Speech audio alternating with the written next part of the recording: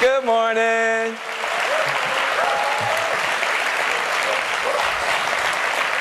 Thank you. It is good to be back. It is good to be, whoa, that's loud. Sorry. Some of you guys are like, not so loud. Some of y'all had too much fun last night. I saw you. We're in Vegas. What happens here will be on YouTube in about 3 minutes. Don't do it. Don't do it. Well, like I said, it's good to be here. I'm glad to be home. I wasn't here last year. Last year I was a White House official, and you guys had invited Valerie Jarrett, so I didn't get a chance to come. This year, I have a little bit more time, so I'm honored to be here. And honestly, since I was here last, about 2 years ago, all of my dreams came true, and all my nightmares. All my dreams and all my nightmares. So I spent about 6 months just throwing myself the biggest, longest pity party you could ever imagine, feeling sorry for myself about it, until I realized something. I was not alone. These are the days of hope and heartbreak all across this country. Hope and heartbreak. Show me an American that doesn't know somebody who just got their dream home, just finally got their dream home, and then lost it. Hope and heartbreak. Show me somebody who doesn't know an American that finally got that promotion that they worked so hard for, and then the company shut down. Hope and heartbreak. And even you, I'm not just going to talk about the politics, even you at your profession as truth tellers, those of you who built the blogosphere, who designed some of these tools, who put together this new capacity, trying to strengthen America, to give us the ability to tell the truth without any filters. You've created something that is world historic. You've reinvented media in hopes that we would make democracy better. And now some people have taken your genius, your tools, everything that you've built, and they're using it to poison democracy, to spread lies, to undermine democracy. Hope in the new media, hope in this new information capacity, and now heartbreak. And to make it even worse, the FCC seems to be having wobbly legs about defending net neutrality, defending your right to reach out and speak to everybody. Hope and heartbreak. And so we find ourselves in a situation where this movement that we've built for hope and change is on the bubble. And there is a great danger that we're in, that we will go from despair, 8 years of despair, to a couple of months of hope, struggle to get to change, and then go all the way back to despair. Whether the country does that or not is largely in your hands. Whether the country sticks it out, keeps the hope alive, gets through the heartbreak, and finally gets to change is largely in your hands. And I want to talk to you about the importance of that. We have people in the country right now who are being thrown out of their homes. We have this, again, hope. We should be happy today because the banking bill got through, the finance bill got through, and that's a huge achievement. And yet, what we know is that whatever this bill does, and I'm not a finance guy, so whatever this bill does to avert the next crisis, maybe it'll avert it or slow it down or make it a little bit better, a little bit worse. I don't know about that. I know that the crisis people are going through today, right now, this bill will do nothing for. And that we have people who are suffering. We talk a lot about Wall Street, occasionally about Main Street. But what about the people who live in the side streets and the back roads in America?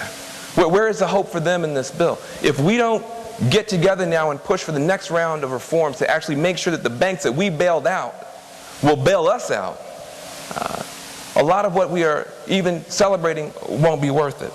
But here's the mindset I want you to have, okay?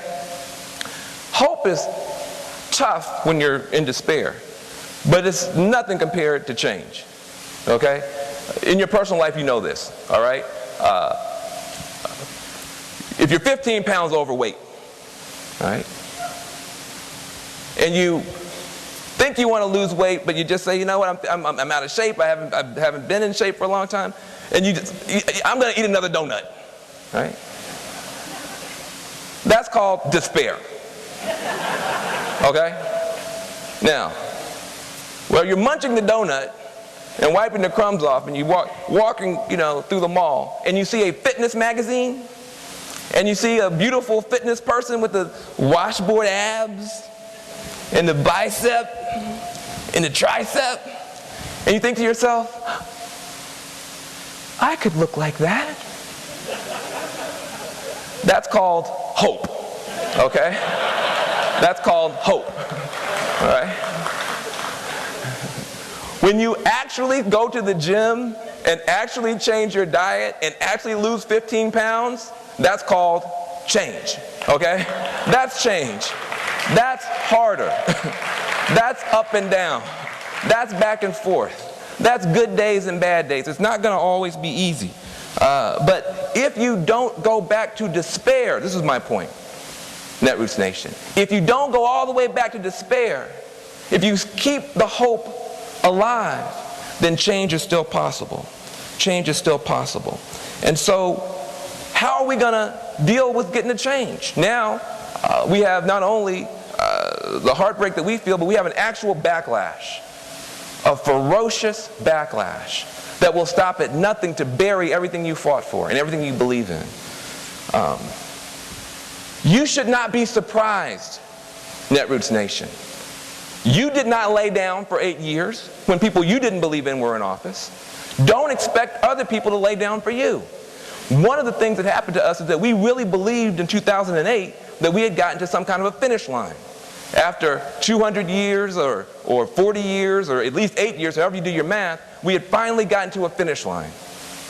When in fact all we had done is gotten to a starting line. And just as you developed yourself to tell the truth in a more powerful way when you were in opposition, there are people who are developing themselves to tell lies in a more powerful way. And just as you reinvented politics to be more beautiful, to be more loving, to be more inclusive, there are people who are right now reinventing politics to make it more ugly. That's just a part of the cycle. And so now it's your turn again. The question we have to ask is not why are these people so ugly? Why are they so dishonest? The question we have to ask ourselves is how can we be more beautiful? How can we be more beautiful? How can we attract and magnetize even more support despite all of this? Tactically, yes, we will sometimes have to fight tit for tat, get involved in the food fight, beat up on the bullies. Tactically, yes, we have to be engaged in conflict. But that is a long-term loser for us because we don't want to win the food fight. We want to end the food fight. That's who we are. And as we move forward, the challenge is not to set up a conflict with the other side, but a contrast where the American people can see who we are, see who we love, see what we stand for, and make a free choice. Now, how do we create a contrast with all this ugliness? How do we become more beautiful? Well, it's a simple task. We have to commit ourselves, deeply commit ourselves, now to creating an economic program that will put America back to work so that we can pull America back together. Put America back to work and pull America back together. That is our task. And we cannot be distracted. We've got to deal with these guys, but we cannot be distracted. It's a long-term loser for us to be distracted into all these side issues. Now, how is it that we can put America back to work and pull America back together? Two things. Number one, I want you to make sure that you remember as you do your blogs, as in your own communities, They are going to be doubling the size of public classrooms. Kids will be going into classrooms with 40 to 45 kids because we don't have any money. As bridges fall down, as roads get worse because we don't have any money. As we do all these things to devastate social services, stuff people into emergency rooms, close hospitals, close clinics because we don't have any money, I want you to remember something. This is not Malawi. We don't live in Malawi. We don't live in a third world country. This is a rich country. We have plenty of money. And if you don't believe me, ask Halliburton. All right? If you don't believe me, ask Halliburton. If you don't believe me, ask big oil companies that still get billions of dollars in subsidies despite all the dirt that they're doing. If you don't believe me, ask the banks that got bailed out by $1 trillion plus. This is a rich country. It is poor in our execution on our values.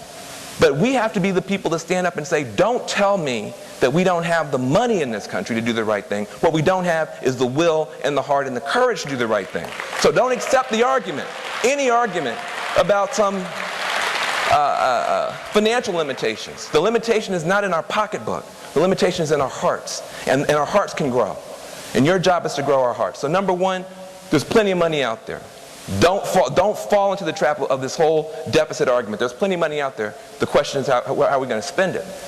But the other thing is, even in the heart of this catastrophe in the Gulf Coast, there is reason for us to stand up for a better energy future that's also a better jobs future. We have to take responsibility, red states and blue states, Democrats, Republicans, independents, all Americans, for the fact that we are the addicts to the dirty energy economy that's producing very few jobs but an awful lot of pain.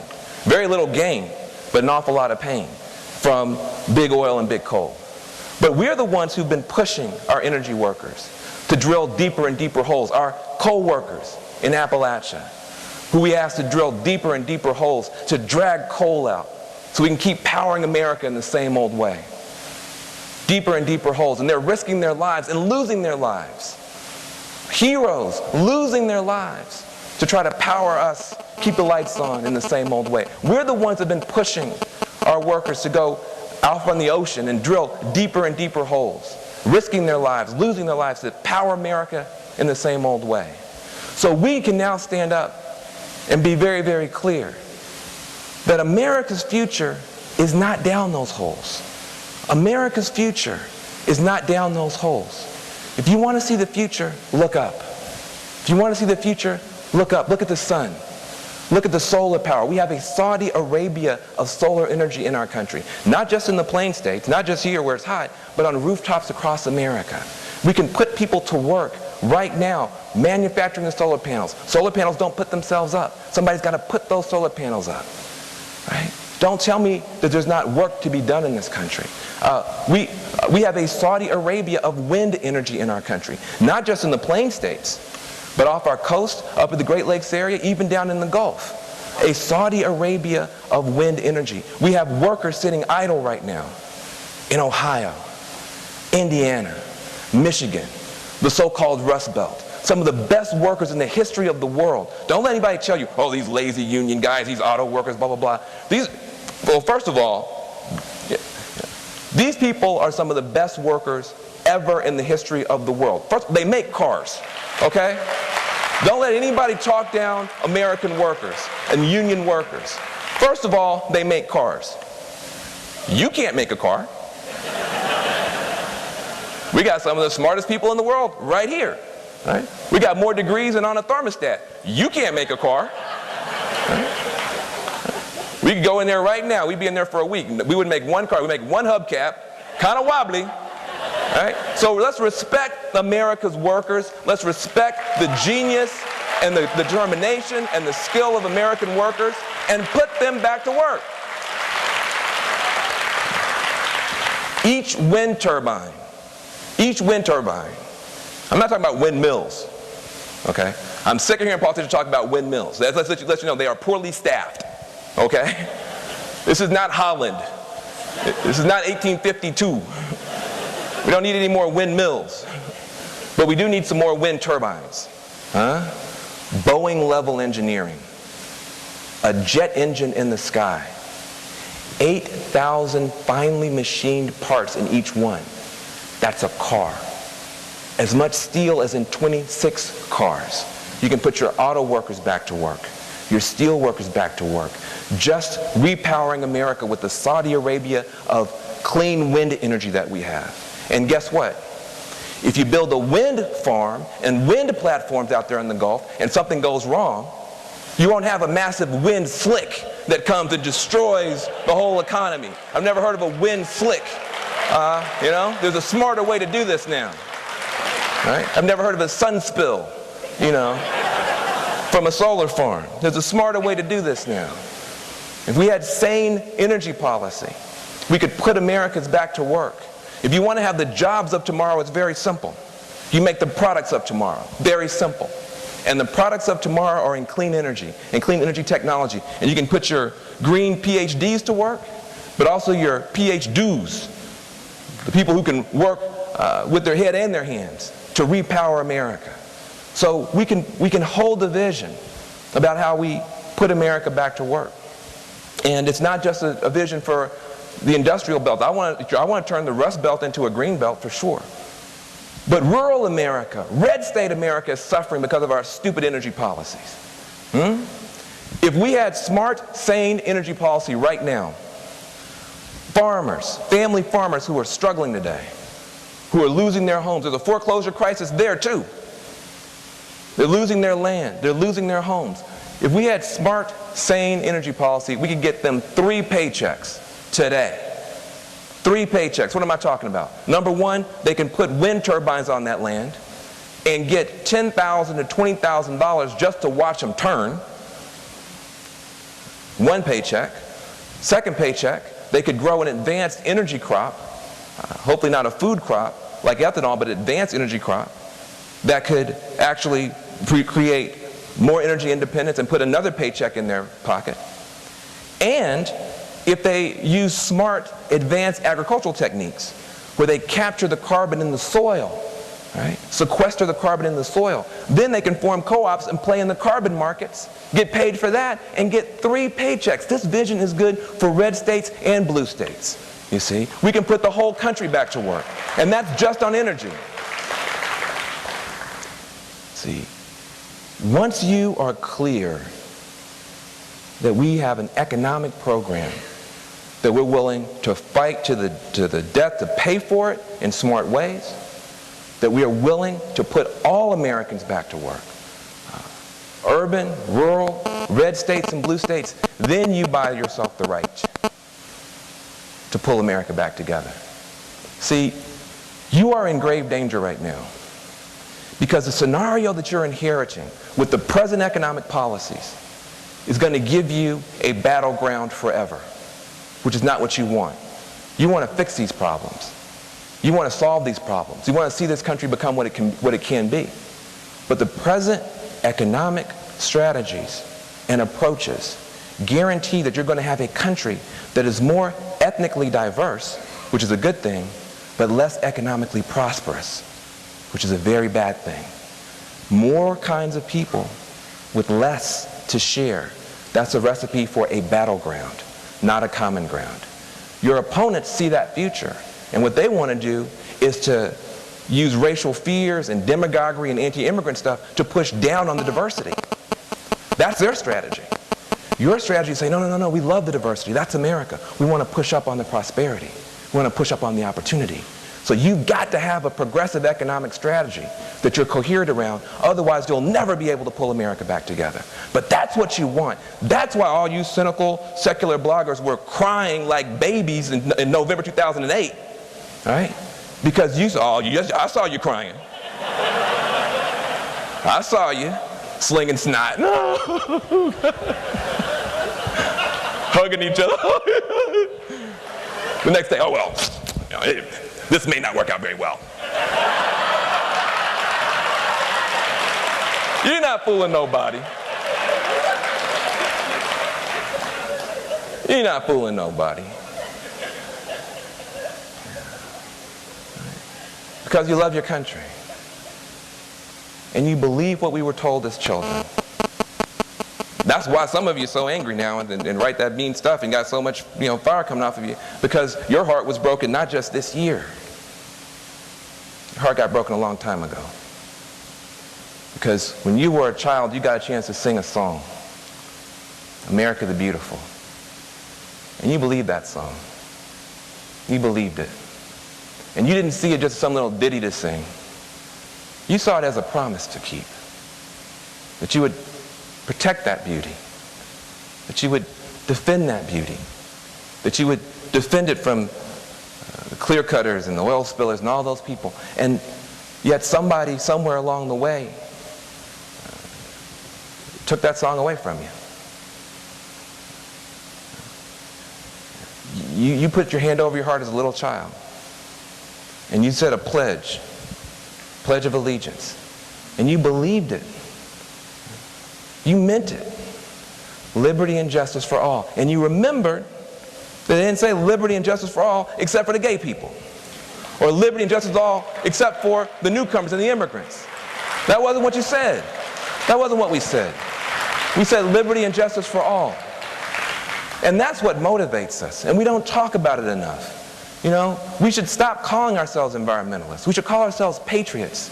That's what we are. We're defending the beauty of America. We're defending the natural beauty of America for our children and for our grandchildren. That's who we are.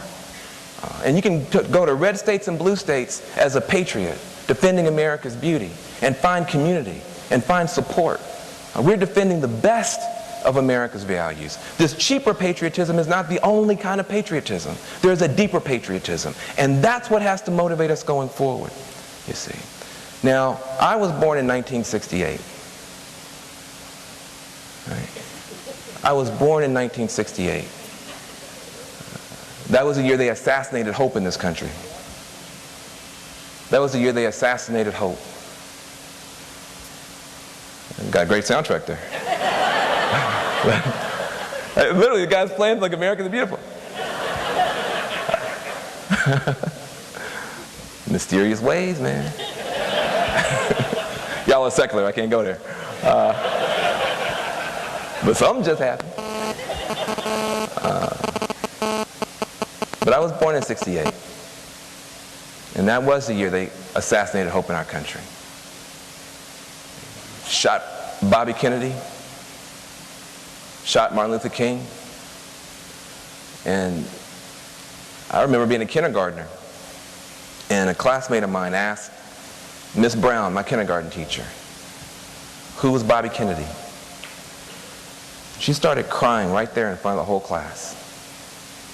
5 years later. I'd never seen a grown person cry. I didn't know grown people could cry. I never forgot it. That something, and I knew that something had happened the year I was born, and that the country was still in shock and in grieving. And the grieving didn't last 5 years. It didn't last 10. It took 40 years from 1968 to 2008 for hope to become a mass phenomenon again in our country. 40 years. Hope may be a renewable resource, but it sure takes a long time to replenish. And so we finally got the hope back. It's a little candle and it's flickering now. You cannot allow yourself and your own heartbreak and your own disappointment on your own issue or your own cause to let you be a part of blowing that candle out. You can't do that to America. It takes too long. It is too difficult to get hope restored in a country. We have to keep hope, to coin a phrase, alive. Some of you know what I'm talking about. And you have the power to do that. You see, in this new reality that you have created for America, you have anybody with a laptop, anybody with a flip phone, flip camera, anybody with a mouse can absolutely upend this country, can absolutely recklessly destroy trust, fan fears, and do horrible things. But it's also true that people like yourselves can do beautiful things. You can write beautiful words. You can tell tough truths in a way that actually bring us together and help us find an inner reserve and an inner core that we didn't even know we had as a country. You have the power to do that. And you have a choice to do that every single day. And so what I want to leave you with is just this sense that yes, these are the days of hope and heartbreak, but these days too will end. These days too will end. And when they end, we will either have the country that we have feared, with the worst in America having won the day, and us having spent our time in fist fight after fist fight after fist fight, maybe winning some battles but ultimately losing the war for the kind of country we want to be, or we will have the country we were promised when we were little children. The executives at BP actually have something positive to teach you. The executives at BP have something positive to teach you in a twisted way, in a effed up way. But I'll say this to you. They had no idea how much harm they were going to do. This is important. The executives at BP, this is a company, by the way, that makes $63 million a day in profit. I'll say it again, $63 million a day, not to break even, in profit. And somebody said, well, guess what? We could put a $500,000 contraption, and then we won't have to worry about any oil spills, or we can save $500,000. What to do? And they decided to save the $500,000. They had no idea. Don't get mad. They had no idea how much harm they were going to do. They thought they were going to do a little bitty, tiny little cheat, right? We're just going to cheat a little bit based on greed, a tiny, tiny little greedy cheat. Just nobody gonna know. It's just a tiny thing, a little bitty, weeny, teensy cheat. Oh Lord, look at this big mess. Oh my, it's day 4 and it's still a mess. Lord have mercy, it is a huge catastrophe. It is 30 days, oh 18, Lord help.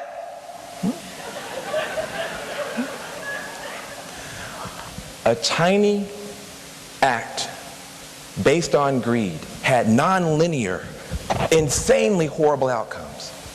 A small act based on greed with unbelievable, inconceivable, catastrophic consequences. Which means, in a rational universe, in a symmetric universe, if a small act based on greed can do that much harm, then a small act based on love can also create completely nonlinear, completely unpredictable, completely unimaginable good outcomes. Just like they had no idea how much harm they could do, you, Netroots Nation, have no idea how much good you can do, how much positive change you can create. You have no idea who's going to read that beautiful word, who's going to get their hold that piece of information and what they're going to do with it. You will never get the thanks. You will never get the acknowledgement, but that's not what you're in it for. You're in it for a better country. And if you do not go back to despair, no matter what happens this year, no matter what happens in November, whatever happens with this Congress and these subcommittees, if you don't go back to despair, if you stand with the hope and you stand with this country, we will put America back to work. We will pull America back together. And when it gets harder to act in love, and it's a politics of hate, heat up. It will be harder for you to act with love. But we will put America back to work. We will pull America back together. And when it gets harder to love, sisters and brothers, love harder. Love harder. We need you. Thank you very much. Thank you very much. Thank you very much.